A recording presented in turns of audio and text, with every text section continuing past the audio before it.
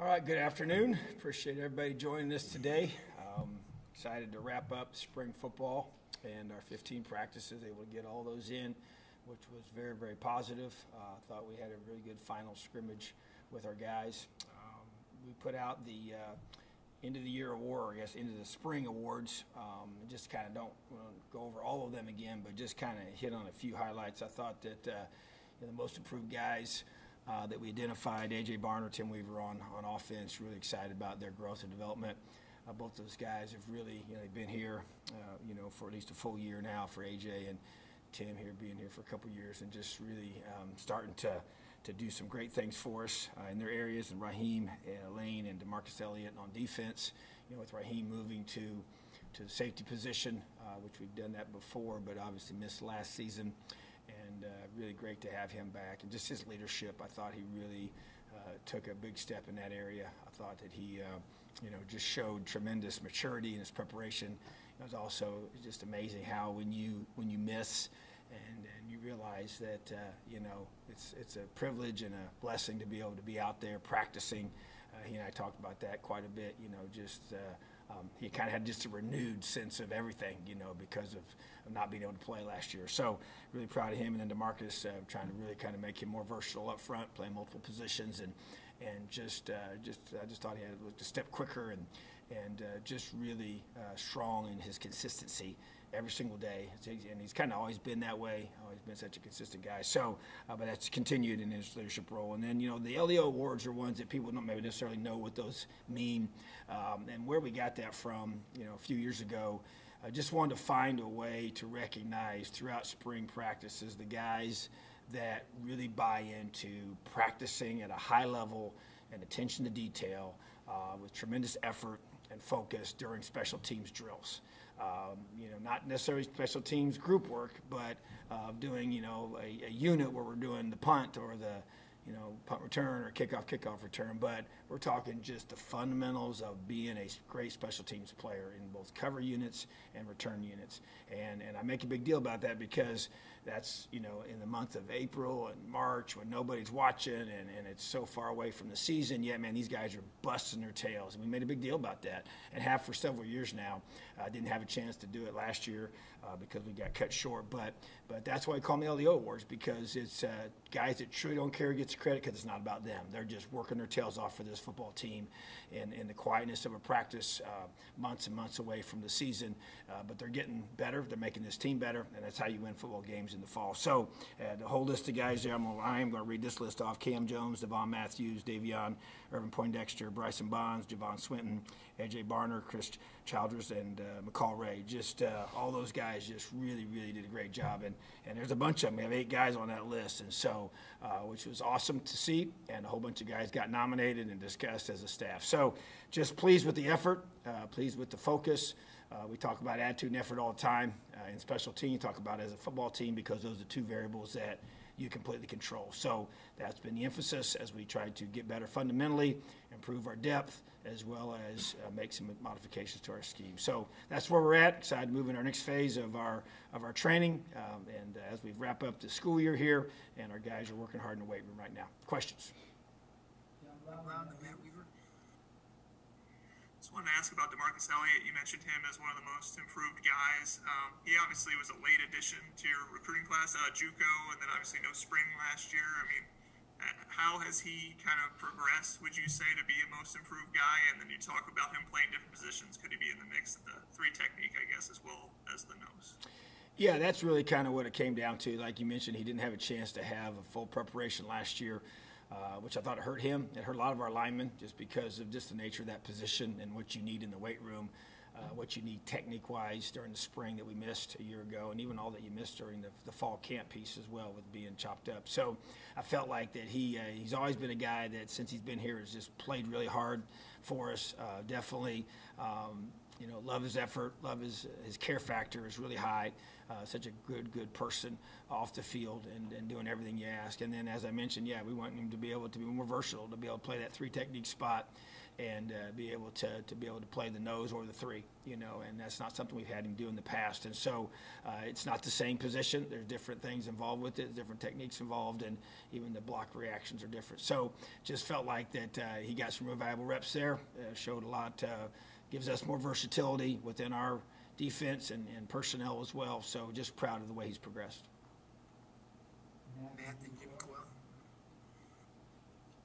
Hey, Coach, how you doing? I'm good, buddy. How are you? I'm good. Now that you guys have gone through spring, had a chance to, kind of, get a feel for the roster. I think you have a couple open spots on your 85-man. Any expectation of going after maybe some guys in the portal to shore up some areas before the fall? And if so, what positions do you think might be areas you would look at? Oh, I think for sure that will be definitely something that we're going to be aggressively looking at.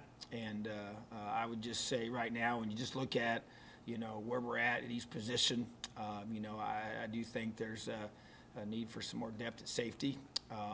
That is definitely something that I would consider.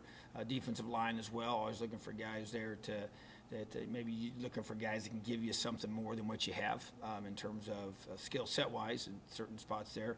I think you're always looking for, best available guy on offense that gives you a chance to increase your depth on the offensive line, even, whoever that might be, not saying for sure we're going in that direction.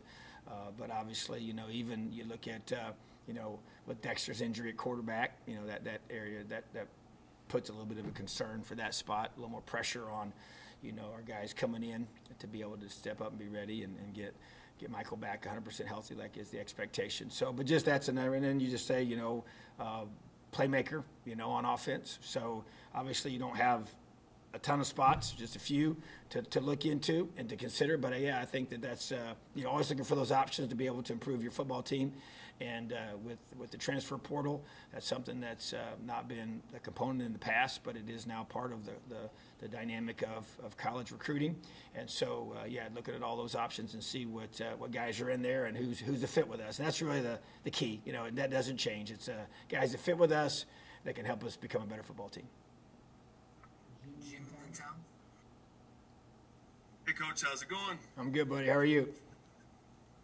Good, sir. This is about Jack Tuttle, and it's more about the quarterback position because you've got Jack, who is currently, whether it's de facto or not, but currently he's the #1 quarterback due to injury or whatnot. But when the fall rolls around, that's all contingent. But right now he's going through everything that he has to go through to be the #1 guy, and that could all of a sudden not be the case. But again, that's why I said it goes back to the quarterback position. This relies. Talk about the type of personality it takes to put that kind of effort in, knowing that there's just not a guarantee at all that he's going to be the guy. Well, I think it takes a special person to do that. I think it speaks to his character. It speaks to the way he was raised by his parents. Just the ability to truly be, a selfless guy. I know we've seen other teams, other situations where, a guy sometimes just is not guaranteed the spot and he bolts, to go somewhere else. And, that's a decision that they have to make. But I'm just saying I recognize that that's not easy. And I recognize that he has a special love for this team. He'll say it himself. He said it many, many times. He and I talk a lot. There's a strong relationship with him and our staff, him and myself, him and his teammates. He loves this place. This place means a lot to him. And so that's important, as it goes back to finding guys that fit with your culture, fit with who you are, and care about being developed as a man. Yeah, football is obviously a critical part of all this. It's what draws us all here. It's what drew me here. I get that. But at the same time, I think it's also what keeps you there is different things, and I think if it's just all football and that's the end all and that's all that person cares about and that's all that they value, then, yeah, if you're not getting to play, I guess, and and that part of it, that position, you know, you're just say, hey, you know, if I'm not promised the spot, then I'm going to go somewhere else. So yeah, because you're right, he's not guaranteed any of that, and he does know that Michael is the starter, but boy, he's just been unbelievable in his preparation and continues to be. He was all last season. He was ready when called upon.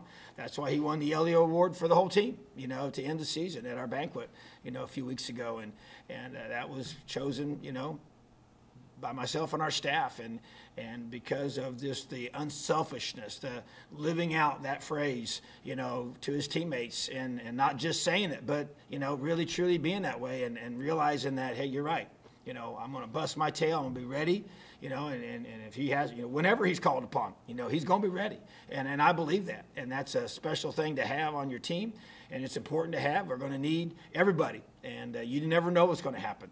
And he's learned that. He knows that. So, you know, I just think there's just a piece that he has in his heart about where he is and what he's doing.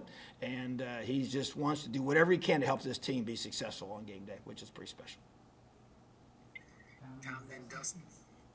Tom, you have talked a lot in the past couple of years just about the progress and what the goals are being. Contending for championships is all a part of that.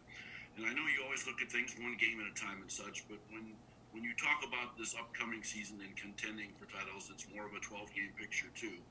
So setting that up to ask you this about Michael.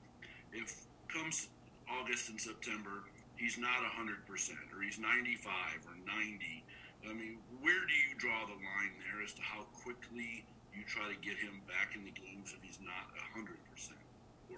Yeah, that's a great question. That's a fair question. I think there's you know, in my mind, you know, you're not going to put him out there unless he's 100% ready to go. And so I believe that will be the case September 4th. But yeah, you know, I'm not a fortune teller. I don't know exactly what the future holds, you know. So, but at the same time, that's why you kind of goes back to the last question I just answered about Jack, you know. So you got a guy who led us to a huge road win at Wisconsin.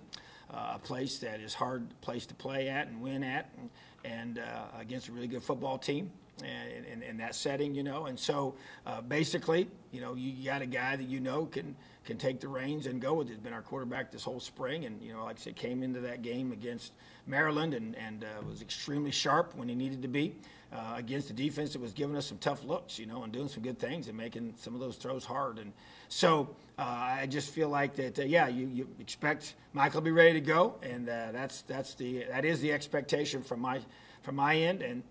But, you know, you're never going to put a guy out there when he's not 100%, you know. So that will be the decision that we have to make, and so, you know, that's really what it looks at, and that's why you got to have more than just one person at every position, you know. So, but I just feel like that, you know, he's a guy he's working extremely hard right now, doing everything the right way, and very, very diligent in his rehab, and the doctors feel really good about his progression. So feel like he will be ready to go, but if not, then Jack will be the guy, and we'll just go up there to Iowa City and play our tails off.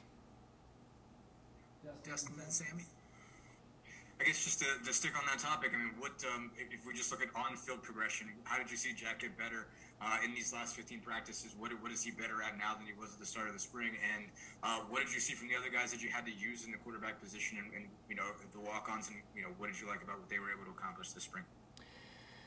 Yeah, you know, I feel like that Jack really grew. You know, anytime you just have more opportunities to get reps and study film, and there's really two rooms that I spend a lot of time in. The most in the spring, or even, you know, during the season. That's the quarterback room and the linebackers room, and which those are the two groups that drive each side of the football, you know. And so sitting in those meetings, just knowledge of our system for Jack, continuing to recognize pressures by defenses, the things that you're looking for, you know, getting the protections right, getting the run calls right, getting us in the right call, you know, and those two examples there, and that's probably the two most critical ones, is, you know, the protection piece is probably number one, and then number two is if you can be able to manipulate information to get the right run that you want, you know, per the defensive set you're seeing. So I just think just those reps, that understanding, that confidence to be able to do that. You know, you don't scheme for each other during the spring. per se, but you definitely have to acknowledge what they're doing to be able to teach and adjust and adapt and use your, on both sides of the football has to do that. So I saw growth in that. I thought taking care of the football, I thought maybe even before he even played last year, it was always an area I felt like that he had to really do a good job of not, when he was pressured, not making a bad decision. And I've seen him grow in that, the 2-minute situations, being able to make good decisions when those moments are there, whether it's the half end of the game, and simulating those, is really, really big. And so just feel like that he's really grown in those areas. And that's important because that's what playing quarterback's all about. Is getting the ball to the open receiver, getting the front right, getting the offensive line set right. With protections and pressures and trying to read and anticipate and communicate and just that communication piece, being loud and confident. Just really excited about that and feel like that's an area that he's really grown in, and also just like you said, just getting the ball, and very few, didn't throw the ball to the defense much, didn't give them a lot of opportunities for interceptions, and that's key, because that's protecting the football is a big deal. You do a great job of that. You create explosive plays and you don't turn it over on offense, and you got a great chance of having success. So, and talking about the quarterbacks, Grant Grimmel's a guy I thought really, of all the other guys in that room, really has grown and developed and really runs the offense and can distribute the football and make good reads and checks and adjustments. And I just really feel like that he's kind of the next guy to really kind of to be in position to be able to play, if called upon. Sammy the Peaks. Good afternoon, Coach. How are you? Doing great, buddy. How are you? I'm doing fantastic. The NCAA is set to announce in the next couple days, I think, that the recruiting dead period is going to end on June 1st. A couple questions on that. One, it's been 15 months since you've been able to interact with recruits in person. How excited are you and your staff about this? And then how big of a deal is it for you guys to finally have prospects on campus and give them your pitch about why they should come to Indiana? Well, it's very exciting on both ends. We've been in communication with the recruits nonstop and their families. I know they can't wait to get out and see places, and because this class, it's really unique. The last class was partially impacted by this, but we, for the most part, had gotten a lot of those guys on campus prior to the pandemic. Not really the case with this class. So you got a whole group of guys that we've really never seen, in person, and they've not seen us, and they've not physically been here. So very, very important to do that. There are some things that we have to work through. We do expect it to be passed here this week, that it'll be open on June 1st. What that looks like locally is still not known yet. I'm assuming it's going to be based on the local, jurisdictions and rules of whether it's a mask mandate locally or whether it's how many number of people you can have on certain locations and in the buildings or whatever. So we don't know what that's going to look like yet, but we'll figure that stuff all out once we get all the information. So, but just exciting. You think about our culture here that we've built, and it's so relationally driven. I think it's hurt us by not having to be able to have the kids on campus, because it's just, there's a feel that you get when you come around us and what we're doing and even our players. And so you just want to get them around us and want to get them a chance to feel the LDO culture that we have, and not just see it on video or talk about it or hear about it or listen to it on a Zoom call, which we've had a whole bunch of those, and they've been very, very effective and very good, but not the same as being in person. So I think everybody's excited to be able to get on campus and get people here with us and get their families here, and we'll figure out how the details and logistics are going to work for all that. Peaks and Paul. Hey, good afternoon, Coach. Good afternoon. DJ Matthews was one of your most outstanding offensive guys. Is that some evidence that he is who you thought he was going to be? And just how was his spring for you? Yeah, I thought he had a very good spring. Just really, it was from day one. I think he might have got Offensive Player of the Day the first practice we had. Just his quickness, very, very good route runner. Not a very big guy, but extremely quick. Also good speed, really good ball skills. Had a great attitude. Man, just a really likable person. Excited to be here, thankful to be here. Just all those things you're looking for. accepts hard coaching, accountability, all those things, being, sometimes you get called out, and just being able to handle all that. And when things are going fast as an offense and trying to get lined up in a new system he's trying to learn and all those things. It's just his maturity, I thought, showed, which is good for that room. And just giving us another weapon in our throwing game, which we really need, and it just kind of has a chance to replace, what WAP gave us at that position, So, but yeah, just really excited, and like you said, I think, he's who we thought he was as a player. He was productive in the ACC, also has a chance to help us in the return game. Very elite returner in the ACC there as well. So just a skilled athlete. Very highly regarded out of high school, a guy that we'd recruited out of high school. I've known him, the head coach at his high school for, 25 years, 26 years, So just a lot of relationships there. So just really excited about having DJ with us and a chance for him to come here and have a great finish to his college career. Paul, and then back to Matt. Hey, Coach, 2 quick questions for you. I want to go back to a point that you raised last week about how many weeks in a row you guys had together and didn't have the spring break. And then I want to go back to last year where you had 7 weeks in a row. How much did the 7 weeks in a row last year help prepare you guys physically but more mentally for spring practice with no breaks, no going home for spring break? Mm-hmm. And then second of all, what position group excited you the most during spring ball, and what do you think the team has to do to take that next step in the 21 season? Yeah, I think a lot of good things wrapped up in there. I think, we talk about, calluses. I mentioned that in one of our post-practice talks.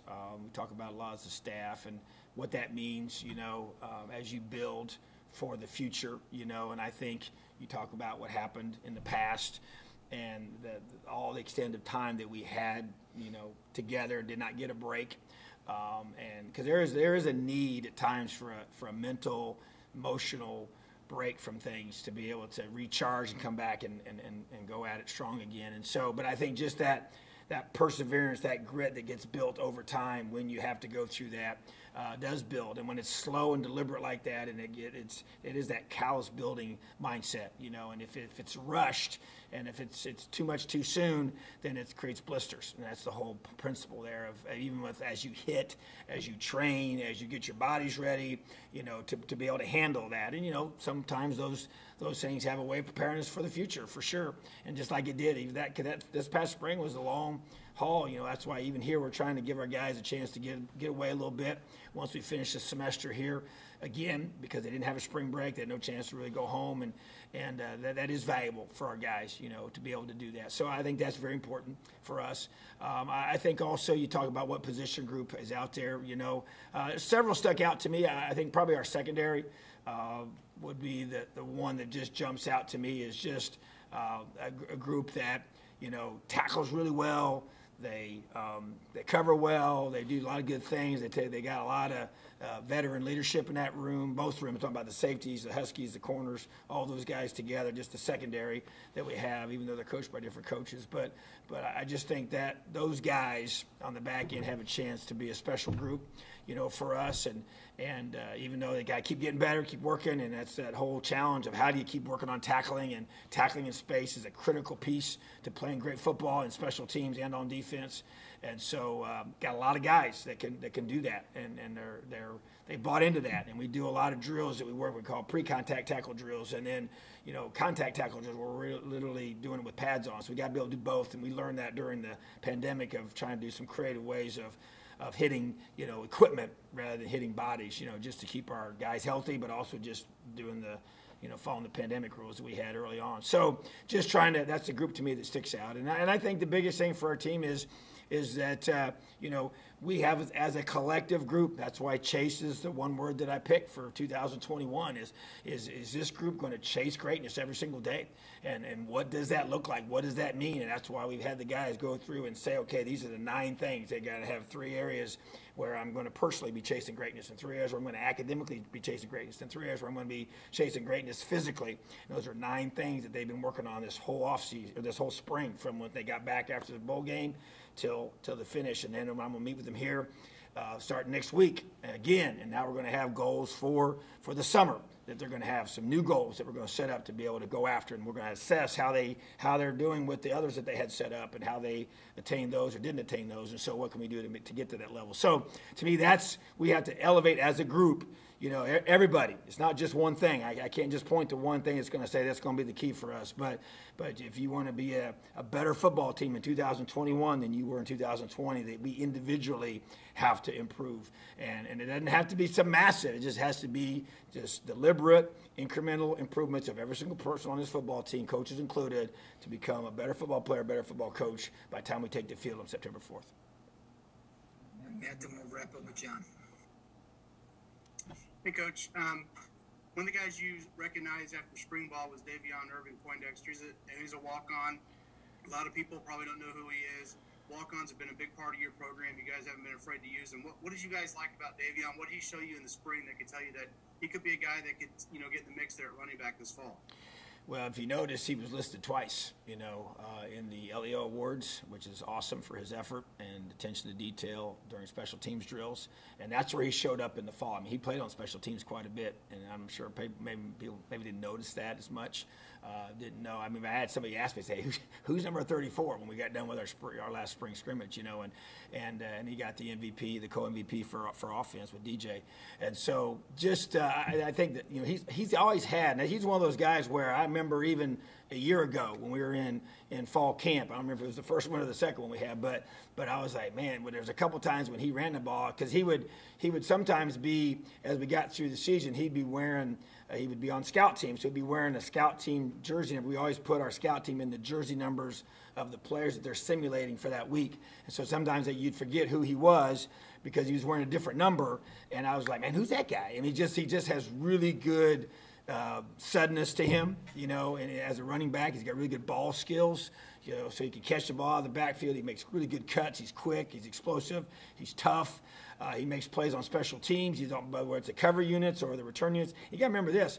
He's the guy that came to us as a tryout walk-on, which we have two types of walk-ons in our program. You have preferred walk-ons who you invite, after you watch their high school film, and then you invite them to come be a part of the team, or guys that are already on campus come to a tryout that you have. We haven't had one of those for a while because of the pandemic, but the last time we had one, we had about 30-some guys show up, and I think we might have picked 2 or 3 of those, and he was one of them. And so he came as a tryout guy. And so just a testament to his perseverance and following his dream of wanting to come here and play. And so he's a really good football player, and he's going to help this team. And so, like we always say, I don't care who whether you're scholarship or non-scholarship. I mean, it's best players going to play. And if you prove to be better than the guys on scholarship, then hopefully in time we'll be able to reward you with the scholarship per the situation that can present itself. But regardless, man, we're going to play you, and best players play, regardless of your age or who's paying for your bill, And so the bottom line is it's about performance, and if you're going to get to play, it's about, being the guy that we trust and depend upon to get out there and do your job. And if you're going to do that, then you're going to play here. And that's why I think we've got a long history of doing that, and I think it motivates the other guys to buy in because they know they got a shot. And I would say the same thing. We got several other guys that have done this, and to me, that's McCall Ray's another one. McCall Ray's going to play for us in the fall. Maybe on special teams, and he'll definitely get some shots at receiver. But that kid is a tough, hard-nosed football player. They're both of them, Davion and McCall, tough, hard-nosed football players. They're very good athletes that work their tails off. They care a whole bunch. They love their teammates. They care about this program, and they're going to help us win football games. So I'm excited for them. All right, John, last one. You were talking about DJ Matthews earlier. Another grad transfer, Ryder Anderson, was one of those guys you recognized. Obviously, you got to scout him a little bit playing against him. I mean, was there anything that was similar or different or that you learned about him during spring, and why was he a guy that you guys recognized? Well, just because of some of the coaches here, once he decided he wanted to put his name in the portal, we had some coaches there that had coached there, recruited him, were around him, so knew about his character beforehand. Obviously, put the film in to see what kind of player he was. We obviously saw him, as you said, in person in the bowl game, and knew he was just a big physical guy. I just think, and when we got him here, I just felt like he just was more athletic, than maybe even anticipated, from the very beginning, And so, but I tell you what I've been impressed with is his attitude, the mindset that he brought here. He's like from the very first practice we had, he would jump in and be on the scout team. I mean, like we'd say, hey, we need some guys to step in here and give us a look because we were doing, the defense was giving looks for themselves. And, I mean, always jumped in there immediately and never had to be asked. It was just like, that just showed a selflessness, a maturity that was like, wow, that's a kid. He didn't come in here entitled. He didn't come, he's coming from a team that had some good success and beat us, in the bowl game, So, but at the same time, just been impressed with his work ethic, his practice habits. He just bought into everything we've asked him to do. He practices super hard. We haven't given them yet, but we're going to give out awards here at our post-spring luncheon we're going to have next week for all the players that practiced all 15 practices. That's going to be one group, and then all the guys that had the most reps per their position group during our live periods, just to reward those guys for, just being tough, hard-nosed, gritty guys for all 15 days, no breaks, and never miss anything. And so he's going to be one of those guys. I mean, he was out there every practice, busting his tail, going hard as a guy that's not a young guy. Sometimes these older guys, they think you get this NFL veteran mode. They're going to think they can kind of not do all the stuff everybody else does. And he didn't bring that with him at all. I love that about this guy. And so, to me, he's made our football team better already. And I'm excited for him, and there's a reason why he was voted as the most outstanding defensive player for spring, him and Micah. And he's a really good football player, but he's an even better person. So that's an awesome combination. All right. Thank you, Tom. You're welcome. Have a great day. Leo. Thanks, guys.